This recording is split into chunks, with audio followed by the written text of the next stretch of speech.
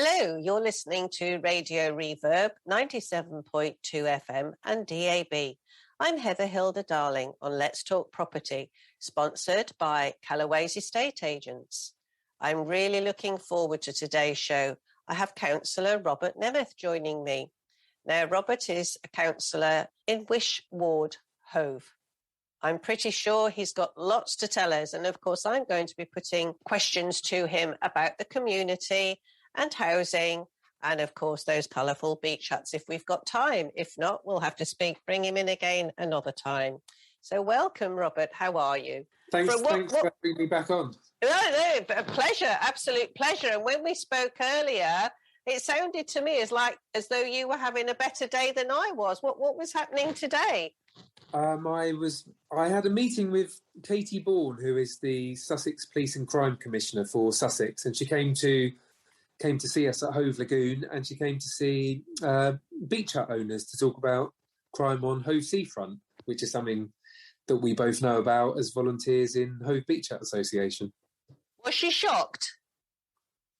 I mean, it's a funny one because Hove overall doesn't have high crime, but it has a whole series of really silly sort of niggly crimes that take place that are so needless. You know, every night, well, basically gangs of kids bored for some reason. I don't know how you can be bored in Brighton and Hove, which is one of the most interesting places probably on the planet, but gangs of kids just walking around being naughty, and it's so unnecessary. So she was sort of shocked in that she said, you know, I thought Hove would I thought you wouldn't have this kind of thing in Hove, but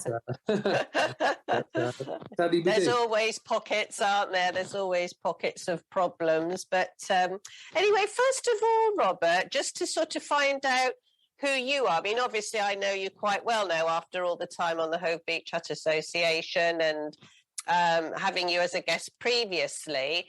So the man, Robert Nemeth, how did you end up in Sussex, in Hove? Well, I'm from Croydon originally. I came in 1998 before I did my engineering degree at Sussex University. My nan lived here before on Valence Gardens, and I had family in Hangleton as well. So I fell in love with the place, stayed down. I knew Hove fairly well because my brother and I swam lots at the King Alfred when we stayed with my nan as kids. And got into property here, so I'm very involved in the property world. Got involved in campaigning to save the bandstand on Brighton Seafront, and then I ended up standing for council, and then I became a councillor. So that's what sort of grounded me, and then I do several other things on the side to all that, like campaign for beach huts, Hove Lagoon, Secret Garden, do lots on Boundary Road, all things in my ward, my council ward. And my other business is keeping bees and making honey, which I sell to restaurants and shops. Very nice too. Is this special medicinal honey as well? Because I could do with some of that right now with the throat I've got. Well, yeah, I mean, lots of customers buy for different reasons. So, I mean, lots of my customers just absolutely swear by honey as a health remedy rather than just something that tastes absolutely gorgeous on toast. I think I've overdone it with the lemons, though. I mean, I don't think drinking too much of the lemon is particularly good. But tell me, how do you become a councillor? Do you wake up one morning and suddenly go, oh, I'd love to sort of deal with local issues and there's lots here that I can get involved with? Well, you can wake up and say that, but actually getting elected itself is the tricky bit. And it took me about 9 years to pull off, and four attempts. So I got there in the end. But you in Brighton and Hove, it's pretty much essential to be part of a political party, and then you have to find a ward that your party will put you in to stand, and then you have to persuade the electors of that ward to actually vote for you. So these are all quite long processes in the years leading up to standing, and then you might be fighting a ward either that's impossible to win, or it's just not your year. So it takes a long time. It can take a long time.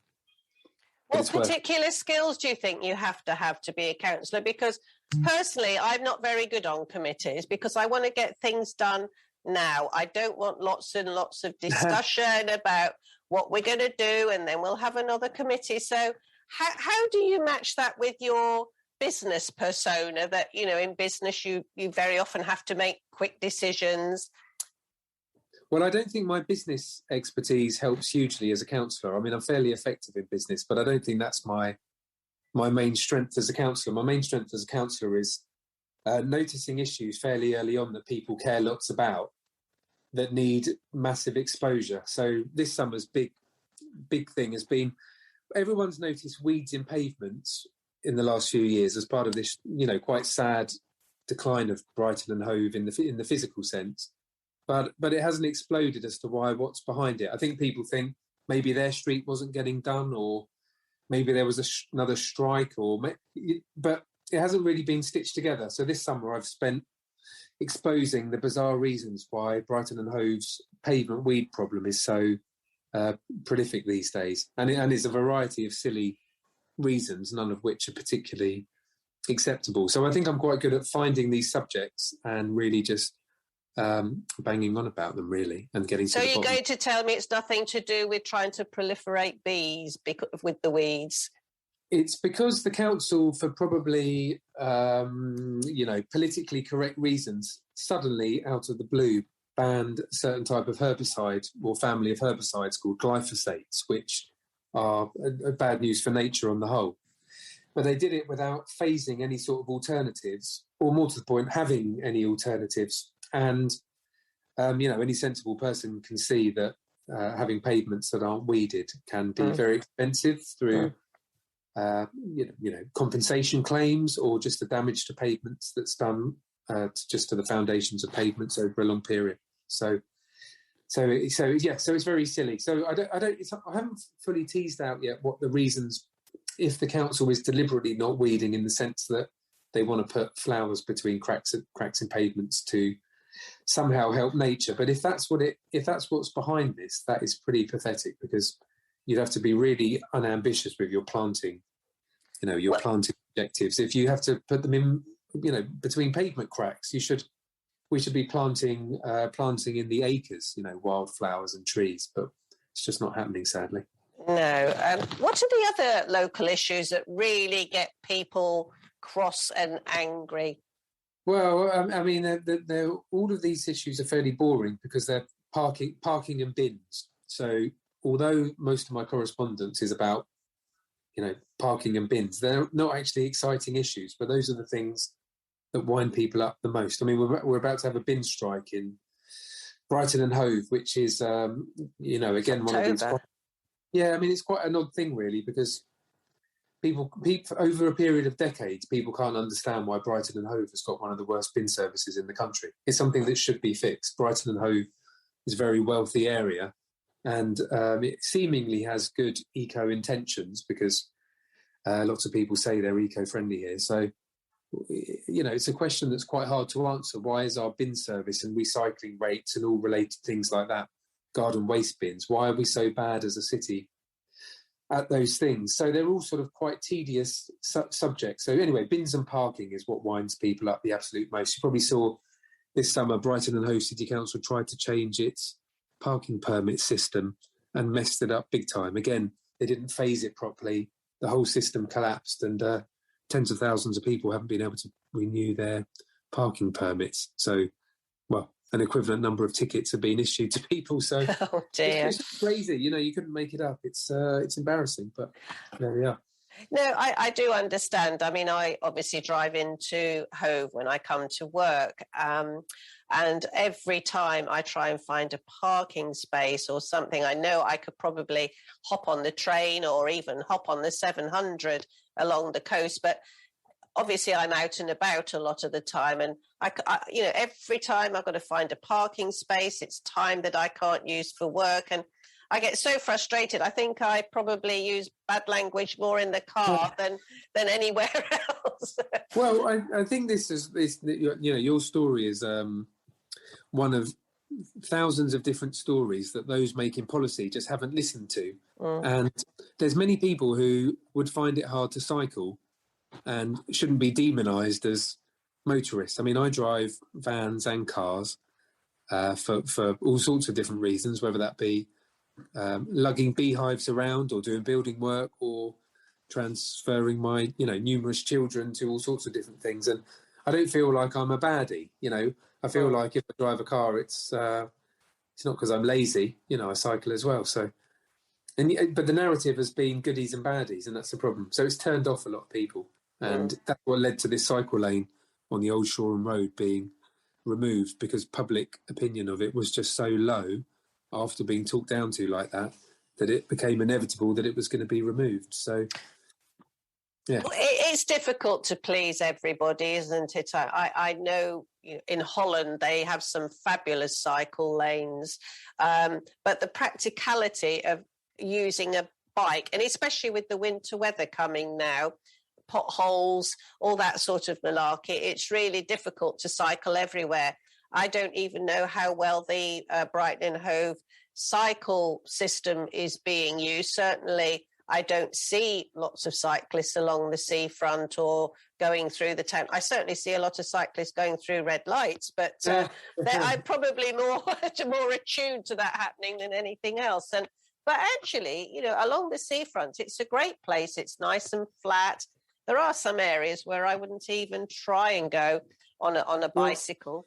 Yeah, there was never any sort of move to remove the seafront cycle lane. It was a sort of loved and accepted part of the town. But it's only when, I suppose they were put in so quickly by the administration of the time, that people felt they weren't consulted. And then, it wasn't the two different sort of invented factions of motorists and cyclists just couldn't get along after that, because people just felt like they'd been walked all over.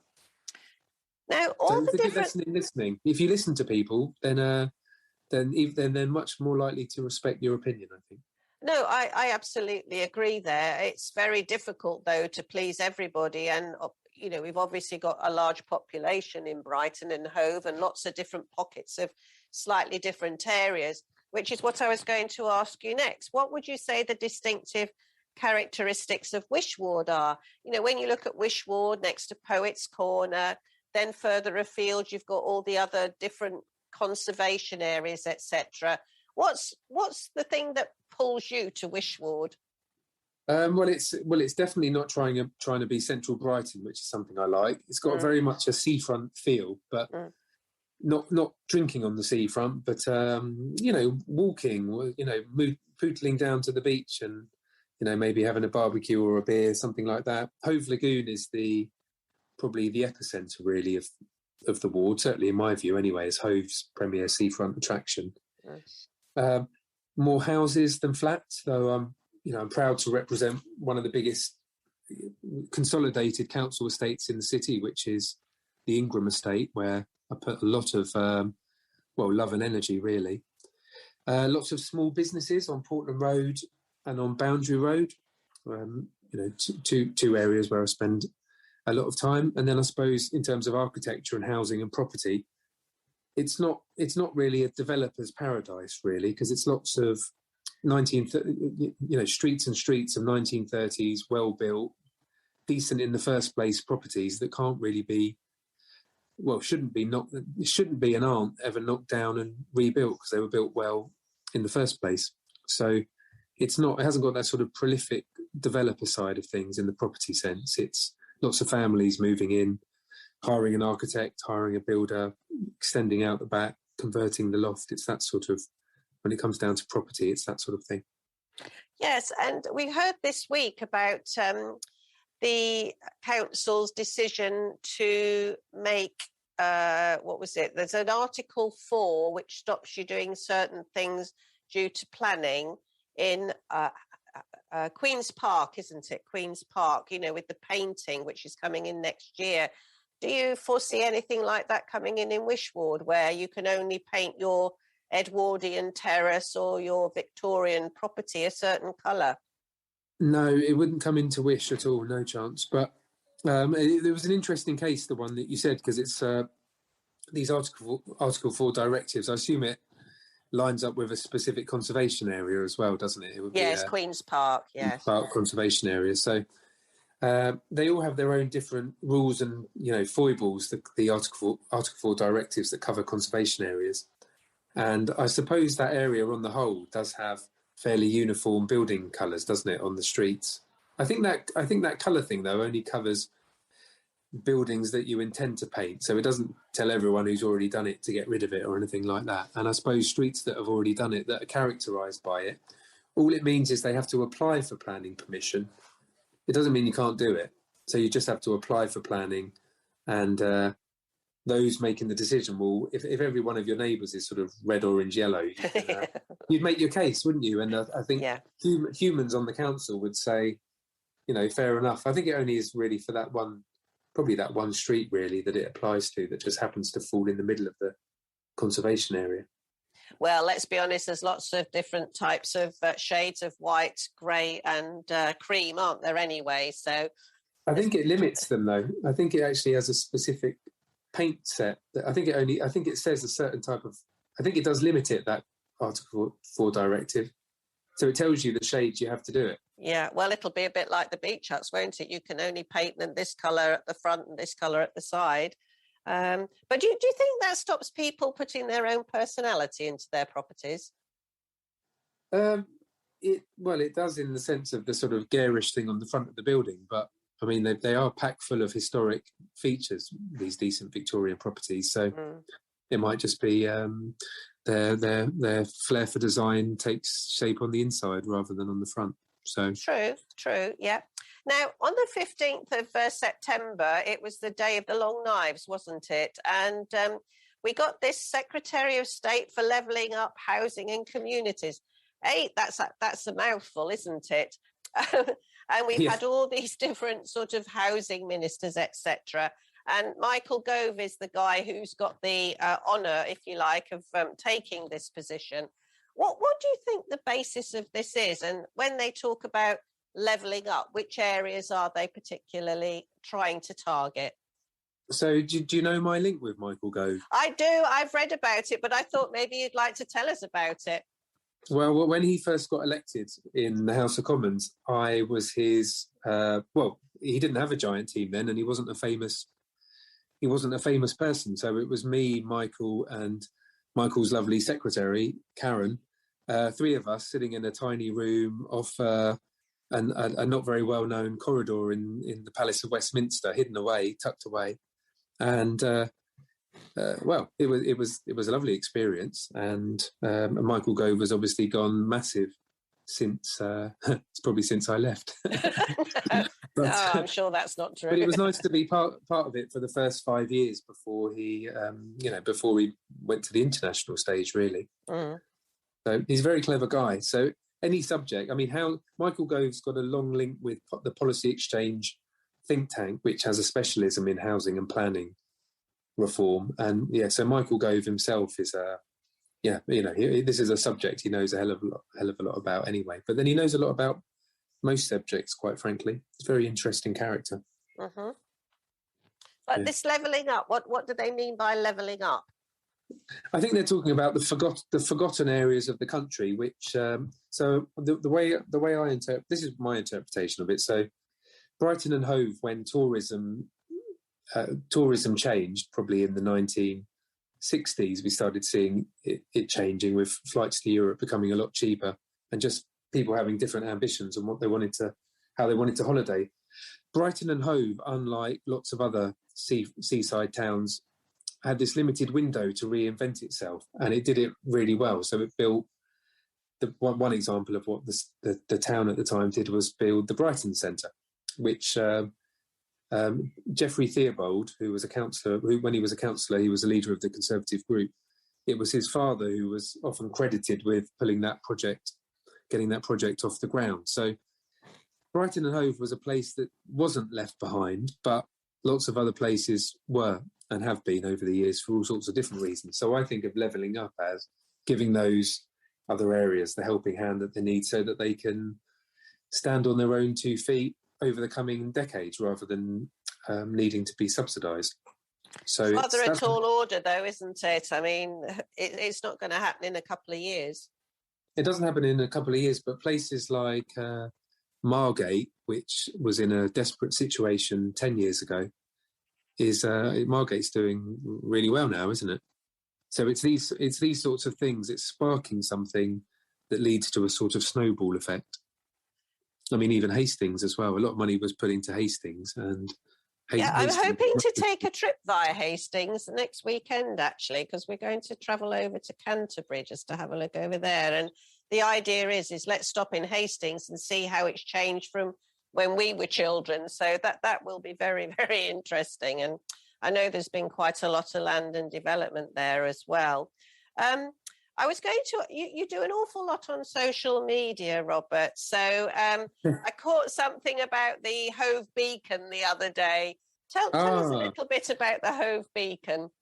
Well, I've got a dear old friend called Audrey Buttimer, who was a mayor, well, in the context, she's a former councillor, and her husband was Jim Buttimer.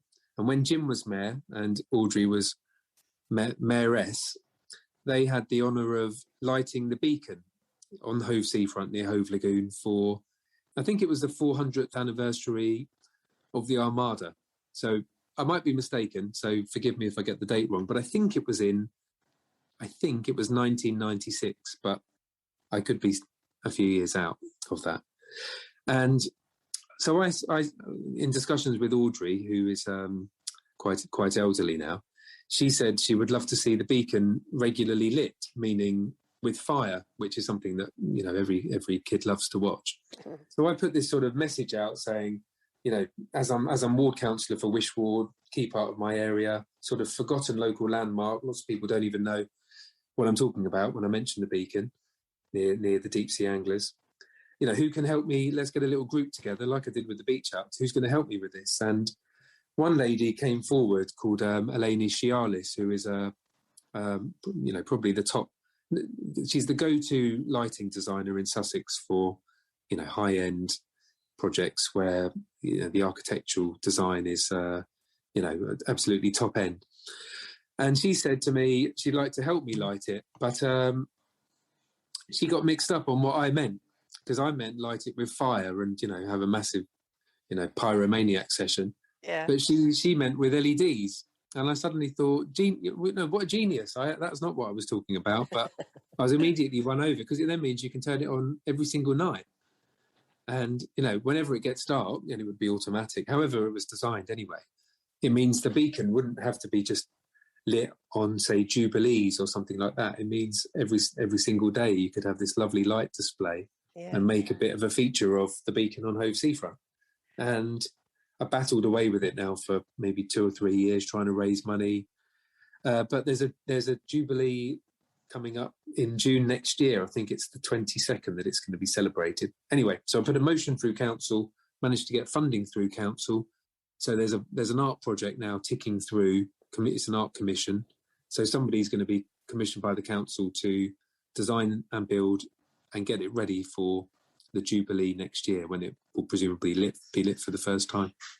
Sounds a fantastic project. It wasn't long ago, as you know, I spend a lot of time on the seafront. I noticed the plaque there, and I'd never noticed the beacon, because you don't generally look up that high unless you've got seagulls flying overhead, which are a bit of an issue down in Hove. Well, of course, it's not lit at night. So when you're walking along, you see the lampposts on the prom, but you just wouldn't really notice the beacon. Exactly. Yeah, but when it's lit, you might see it from a mile away. So it's a lovely project, and it's got history, and it's got safety elements. There's all sorts of quite nice things to it, because it's quite a badly lit piece of the seafront there. It's got cultural bits. It's got creative elements. So, and it's got sort of regenerative angle. So it's a project that's right up my street. Now, you mentioned that you are involved in development and property, and I came across your website called buildingopinions.com. I love that. I love that title. I think it's brilliant. And actually, you've got an awful lot of history behind buildings. I couldn't believe it when they all came up, but you haven't done that for a while. What stopped you? Well, there's like two elements to it, really. I did it for 10, wrote a weekly column for 10 years on architecture, and it's a lot of work to do. It could almost take up to a day sometimes, to write and take the pictures and have tours and, take people out to lunch to try and get them to show me their projects and things. So it took about a day a week of my time. and then I got elected. So I didn't have that time, even if I wanted it. And I thought, well, I've done 10 years of it. That's 500 columns on interesting pieces of architecture in Brighton and Hove. So I sort of thought, I've done my bit to promote local history, and I can put my talents elsewhere on the council, I thought. So I stopped. It's a great reference anyway. I mean, I was sort of going through there and thinking, oh, well, just read this bit and you get completely hooked, don't you? Because I do love architecture and everything as well. So well done you. Now, well, I tried to concentrate on hidden things like subterranean things or towers or roofs or things that people exposed during renovation. So it's all meant to be slightly secret things that you couldn't see if you particularly wanted to anyway. And people love, if you put a no entry sign, people want to go in, don't they? It was that sort of angle, really, stuff that you can't just see. Yeah. Well, I think you were doing your own renovations as well in Portland Road, weren't you? My current project? Yeah. Yes. Well, yes. So I bought the sex shop on Blatchington Road, which is now vacated by Taboo. Yeah. And I stripped it all out, and it's discovered underneath the various shops of the past 50 years that it was an Edwardian butcher's shop. Wow. So I found some of the most beautiful tiles, the old meat rack, the giant marble slab that the butcher used in the window to, display meats, pigs' carcasses and things like that. Oh, goodness. So I found some quite interesting things during renovation. So I'm going to be bringing it all back to life in some form or other. I mean, I've got planning permission to change the shop into a masonette, but that's just really a bit of a fishing exercise, really. But yeah, there's sort of quite great things to come, I think. So hopefully I'll be able to tell you a bit more about that when it's finished. But fascinating! It's very dear to my heart, that project. I absolutely love it. I think when you put your whole into something like that, it's really rewarding, isn't it? And the discovery that you can get with when we did the front of Callaway's, when we redid the facade, we found the very original wooden sign across the front of the building. And of course, it's gone now, but you just think, goodness me, that's amazing. These old, names and facades, etc. But I think we're going to be working along those lines, Heather. So we're going to be even. The one thing I haven't yet exposed is the original shop front. So if it's there, it will get restored. But if it's not there, I'm going to, even if I turn it residential, it's going to have the look of an Edwardian butcher's. Fantastic. Now, we're running out of time. I don't know where the time has gone, but I would like to ask you a last question, if I may.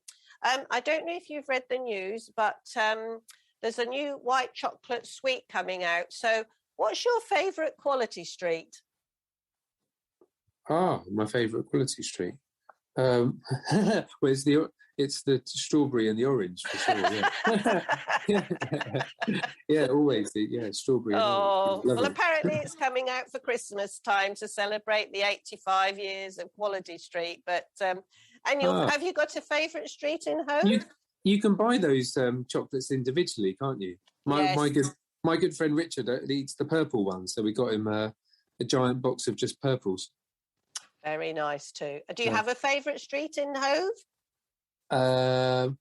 Osborne Villas was a road that was very dear to my heart because I lived there for 7 years. So Osborne Villas is a very unspoiled street architecturally, lovely road, not really mucked about with. There's several roads in Hove Park I absolutely love, but I don't know. Princess Square's pretty gorgeous. Yeah, I mean, there's lots of. I mean, Brunswick Town I think of as slightly different to Hove, but there's loads of bits of Brunswick Square I absolutely adore. So I've got a lot of favourites, really, having seen so many of them, really. Well, when you've got so many residents there, you've got to be a bit fair to everybody, haven't you? And share it around. So, Robert, if people want to get hold of you in your councillor persona, where do they go to? My council email address is and phone number are very, very public. I'm on Facebook, I'm on Twitter, I'm on the Instagram. See me on the bus, see me out cycling. I think we've seen you running before as well, have we not? Yeah, I run lots. Yeah, I go to park run every Saturday morning. So, I'm easy to track down. Easy to track down. Wonderful, wonderful. Well, thank you for joining me today. It's been fascinating talking to you, and I'm sure we'll catch up again sooner or later. But thanks ever so much. And thank you. Cheers. Thank you. You're listening to Radio Reverb 97.2 FM and DAB, your local community radio station. I'm Heather Hilda Darling of Let's Talk Property, sponsored by Callaway's Estate Agents. Gas Safety Week, the annual campaign to raise awareness of gas safety, runs from the 13th to the 19th of September this year. Grab yourself a cup of coffee and join me and Martin Bridges, Director at Worcester Bosch, as we say hello to hydrogen boilers. Hi Heather, how are you doing? I'm very well, thank you. How are you? Yeah, I'm good, thank you. Very good indeed. Oh, it seems like our annual meeting over Zoom, doesn't it, Us? Here we are, Gas Safety Week again, from the 13th to the 19th of this week. It seems rather pertinent as the temperatures are dropping in the morning, aren't they? And it's quite chilly when we go to bed as well. So it's September, clearly. Now, Brits saying hello to hydrogen boilers. This isn't something that we would have been talking about a year ago. And Worcester Bosch have commissioned some research on this subject. Can you tell me a little bit about it? Yes, it's possibly, if the government go in this direction, the gas we'll be using in the future. We all know that we have to achieve net zero carbon by 2050. And there is anything between 23 and 24 million of us who presently heat our homes from a gas-fired boiler. And methane gas, or natural gas as it's called, that creates carbon dioxide and carbon monoxide, but CO2 is the thing they're trying to eliminate. So we must change either our heating systems to something which isn't gas, or we believe changing the gas, greening the gas, a little bit like unleaded petrol, is probably the easiest thing to do.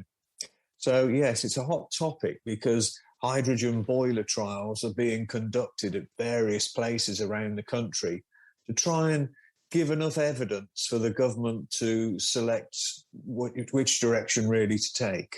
So 3 points really that I'd like to cover with you this morning, Martin. Safety first. How safe are hydrogen boilers, and what do the British public worry about maybe with hydrogen boilers? I think the very name hydrogen is a little scary.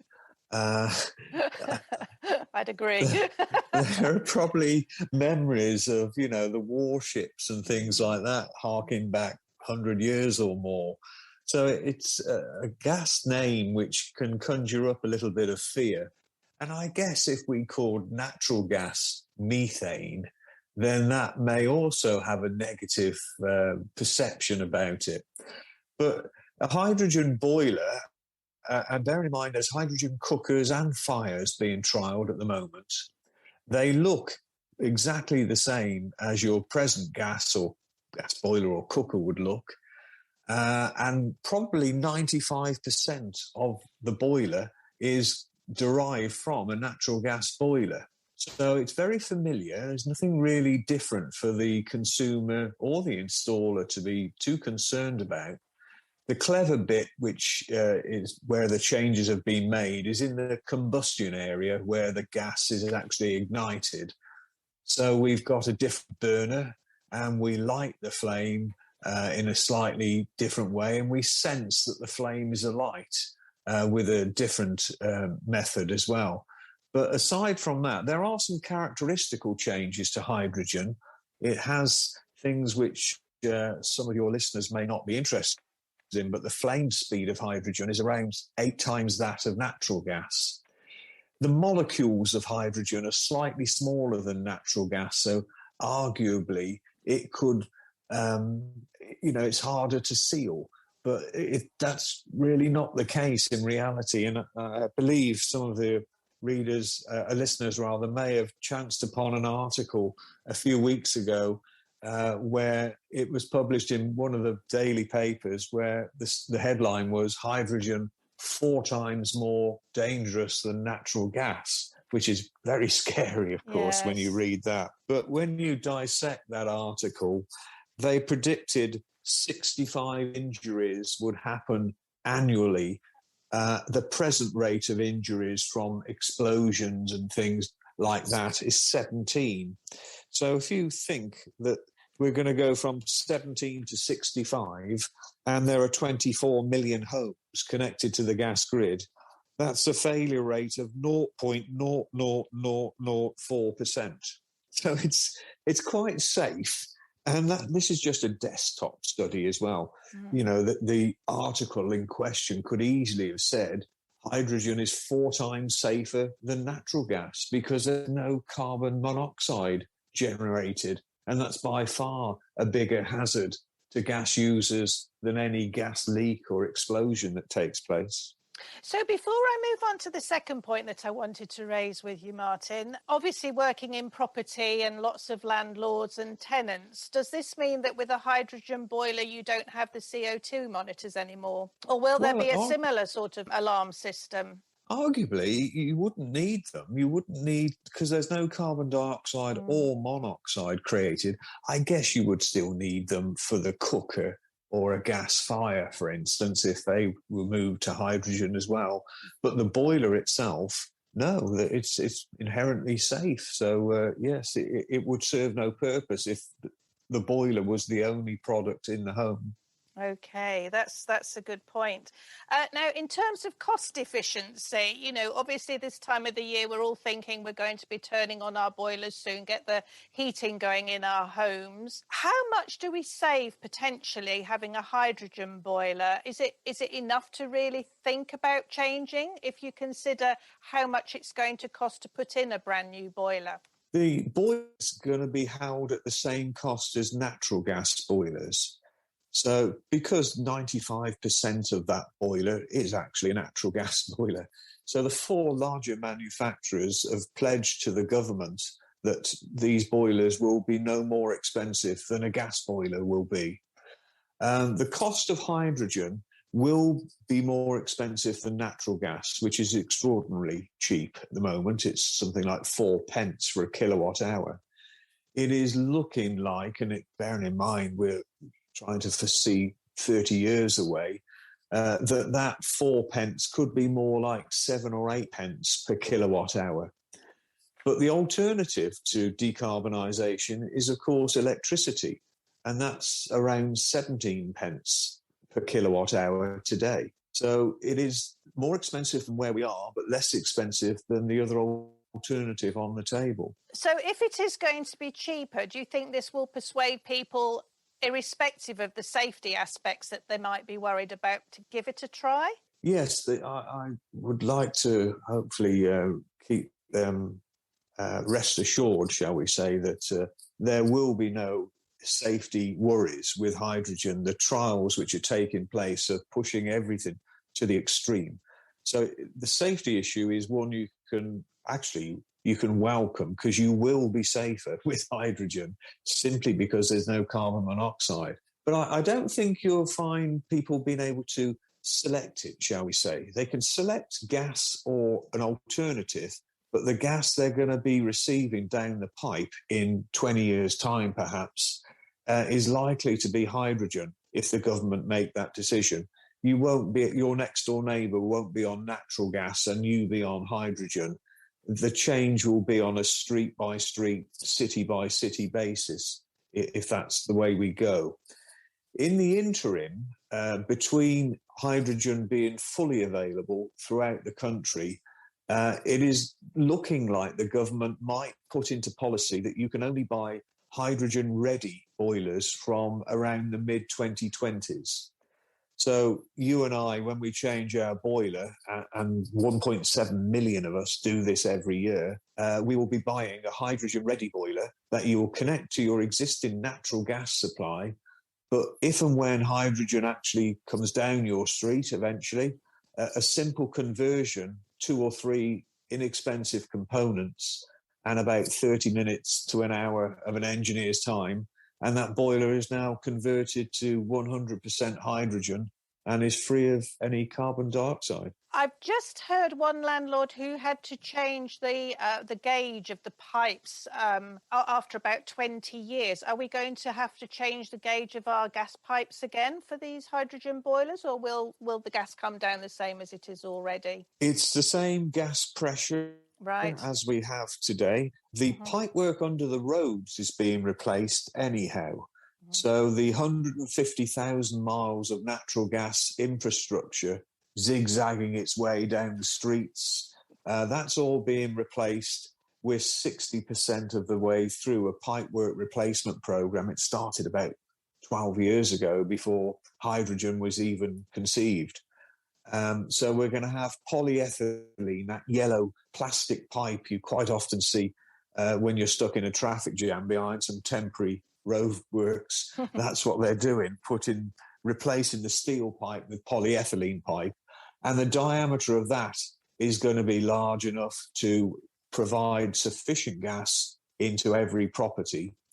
It is unlikely, because most of the time now we have combi boilers, which have generally a 22 millimetre diameter pipe feeding that boiler. That will be enough for hydrogen. So providing it's made of the right material, which is copper generally, that's suitable for hydrogen as well. There shouldn't be any extreme modifications needed to your house or heating system. Martin, I'm very well aware that I'm speaking to an expert on boilers, but obviously a lot of Brits don't have your knowledge. And clearly, if they don't have the knowledge about, changing to hydrogen boilers and they're already worried, where should they be looking for more information? And just to allay any fears that they have, where would you suggest they go? Well, the Worcester Bosch website's pretty good. We've got various bits of information on there. There's even a downloadable publication called Fueling the Future, where we explain the three alternatives, really, to natural gas or oil boilers,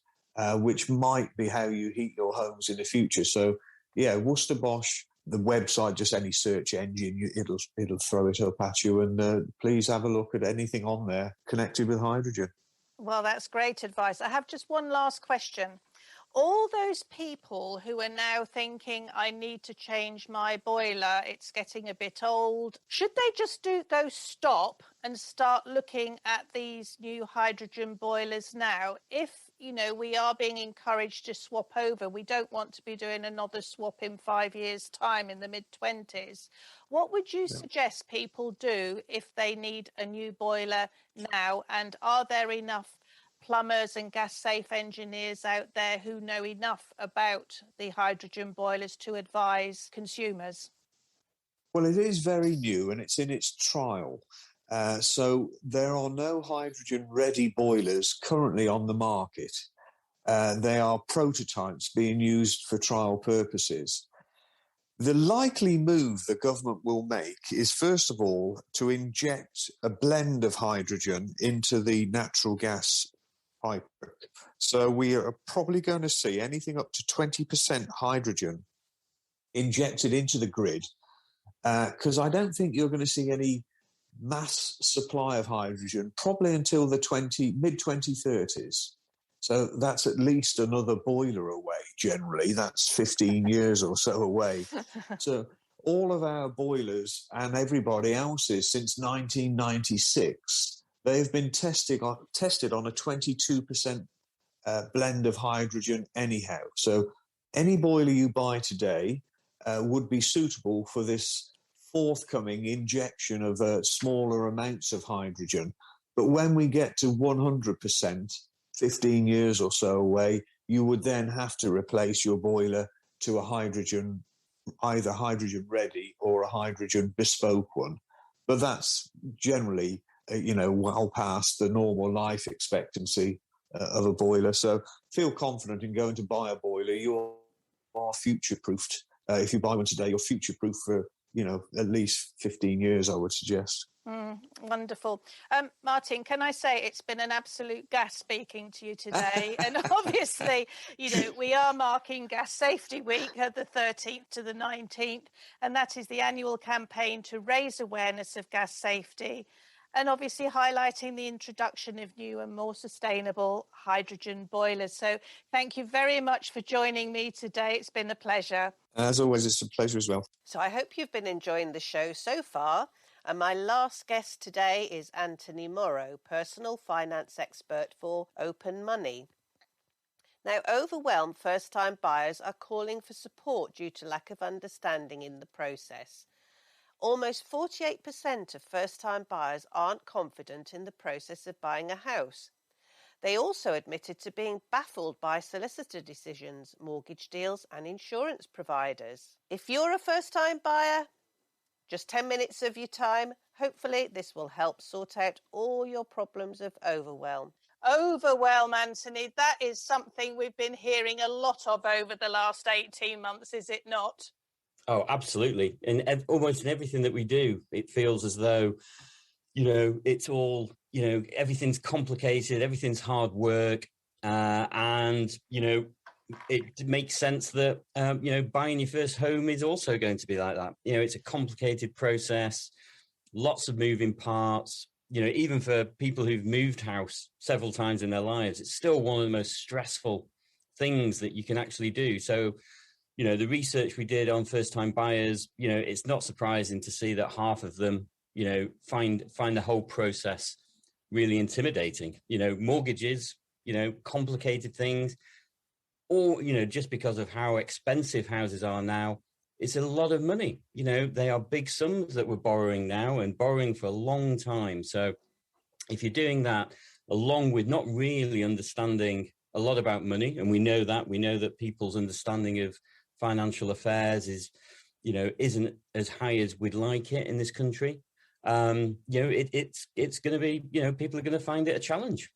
And of course, when the government throw in lots of things like stamp duty holidays as well, and there becomes almost a feeding frenzy, doesn't there, on properties, it makes first-time buyers feel even more overwhelmed. I mean, I've moved house 22 times, and every time I buy another property, I still think it's all changed again. It's like anything, it's a bit like riding a bike. You've got to take the steps.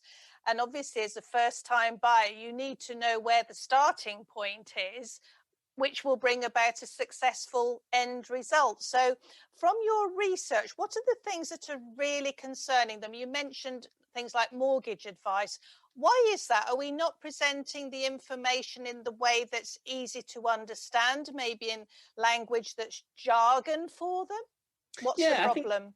I think you pretty much summarised it really well there. I think there's so many places now to get information, whether or not it's comparison sites or anywhere online about mortgages and from mortgage lenders themselves. And there's no consistent way in which that information is provided. There is a lot of jargon in there.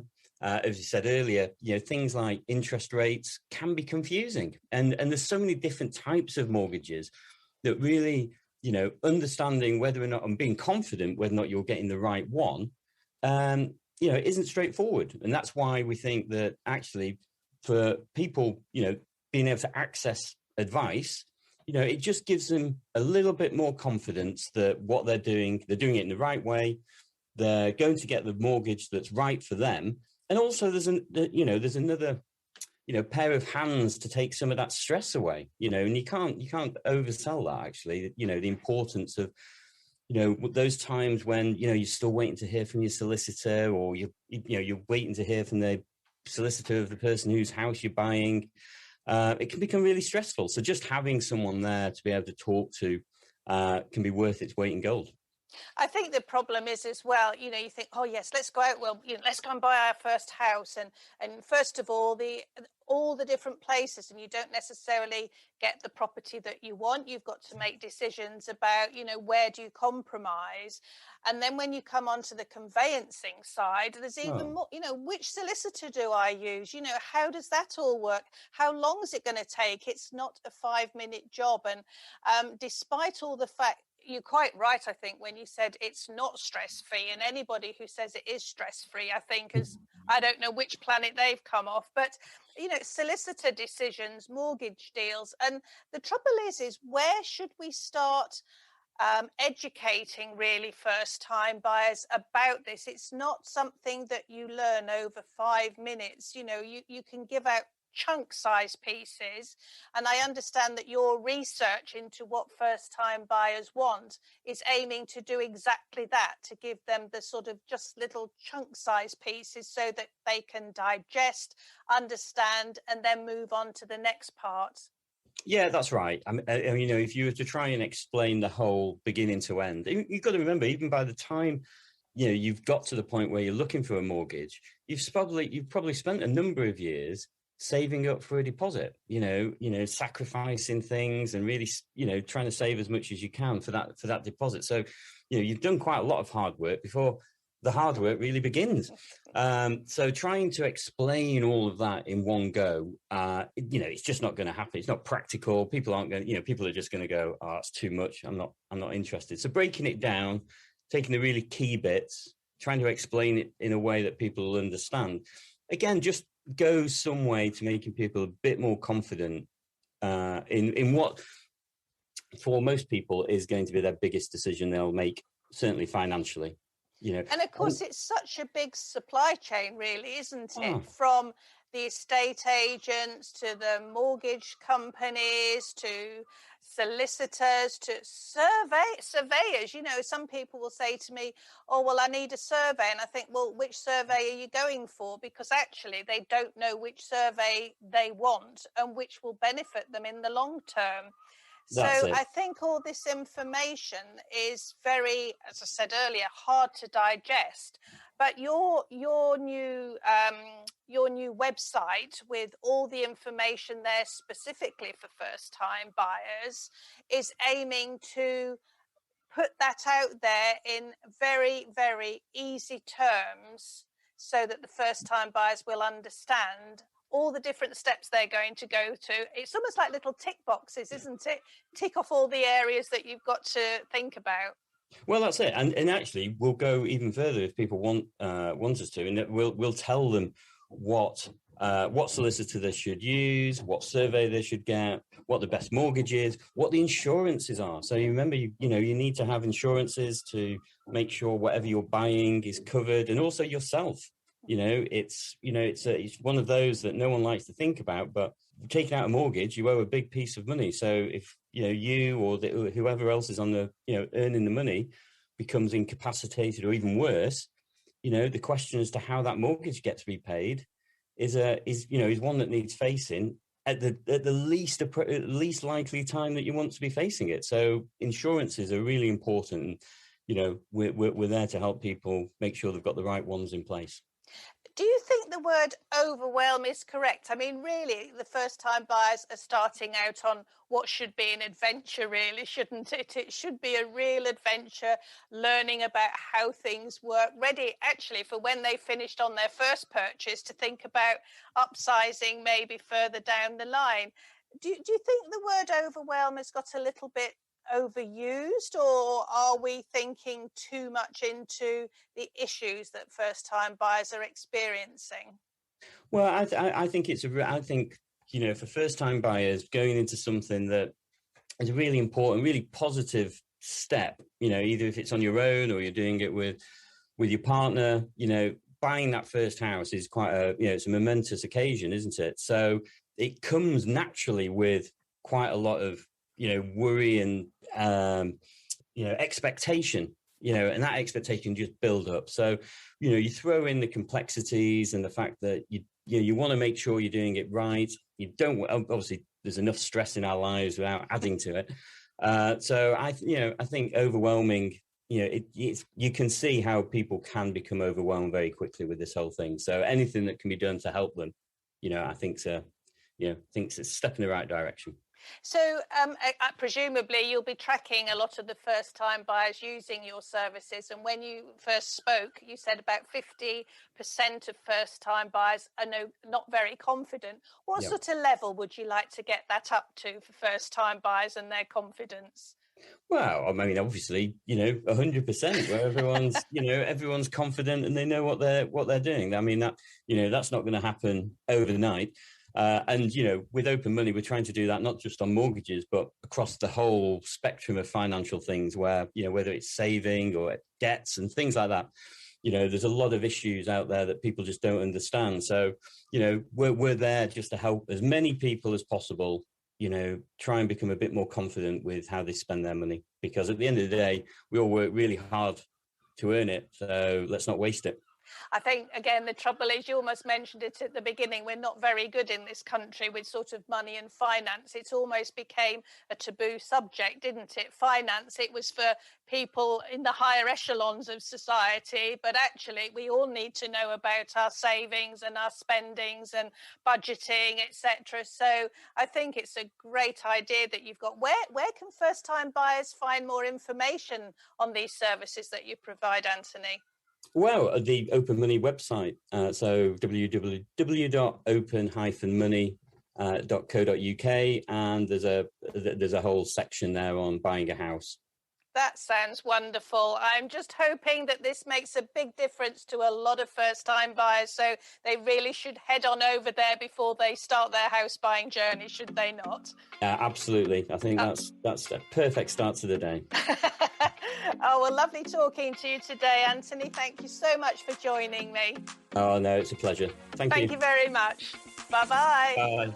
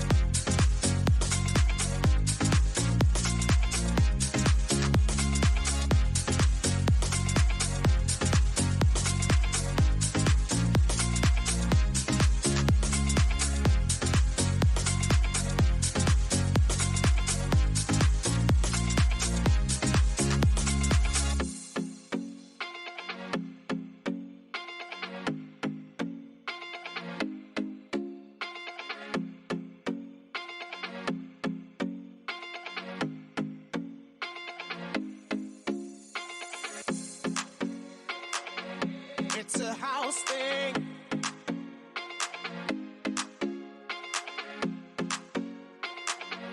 It's a house thing.